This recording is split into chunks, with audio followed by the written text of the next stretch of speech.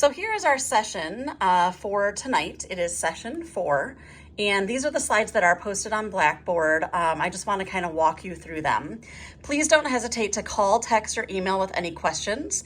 You will have more assignment work on time tonight, so make sure you do get a constellation paper in or a couple of the things just so that we can really cruise into the last 2 weeks.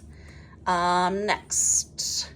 I want you to think about a 40-second elevator pitch of what collective efficacy is. Our last week or maybe next week online, I'm going to have you be doing those elevator speeches, something that you would tell staff as an instructional coach, teacher leader. If someone heard the words and said, "What the heck is that?" How would you explain it in 40 seconds or less? So you might want to write just a couple bullet points down. You do not have to document it in your Google Doc where I will see it. Just have those notes with you. We are going to skip the presentation time and have those groups go next week. So again, we will have 3 doing their presentations next week. So the first thing I want you to do is think about this quote that I put in there from Todd Rose and the myth of average. And in your Google Doc, I want you to put the first 3 things that come to mind when you read this quote. Could be anything, could be random, just 3 bullet points. If you want to expand a bit, you can, but just your true gut reaction when you read it. Tonight, we're going to focus on proficiency-based progress and how learning could look as they progress when they show proficiency. This comes out of the proficiency-based cell from the honeycomb model.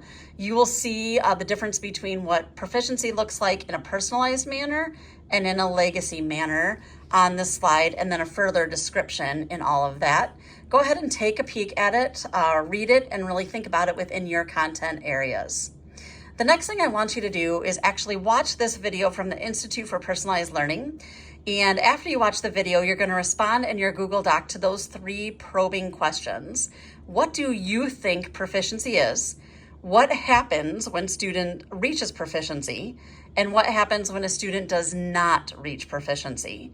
And you can look at those questions from a variety of ways based on what you learned from the video. Or, yeah, that might be the ideal, but here's what we are currently doing in practice. Then you have one last challenge to do.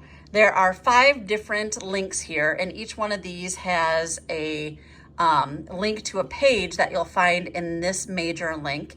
It is a full page document. What could proficiency-based progress and learning look like?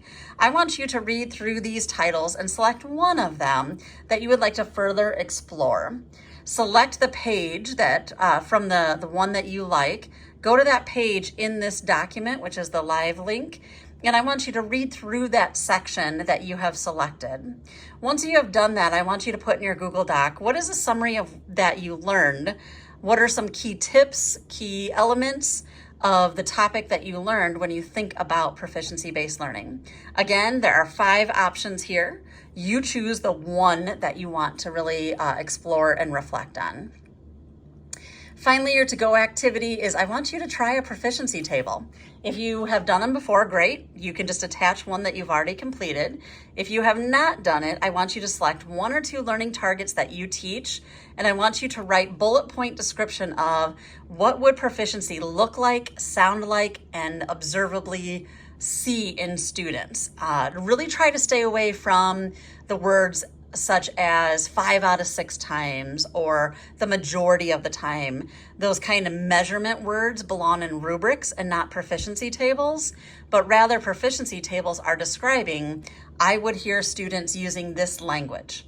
Students would be able to exhibit blank and not the numeric judgment measurement language.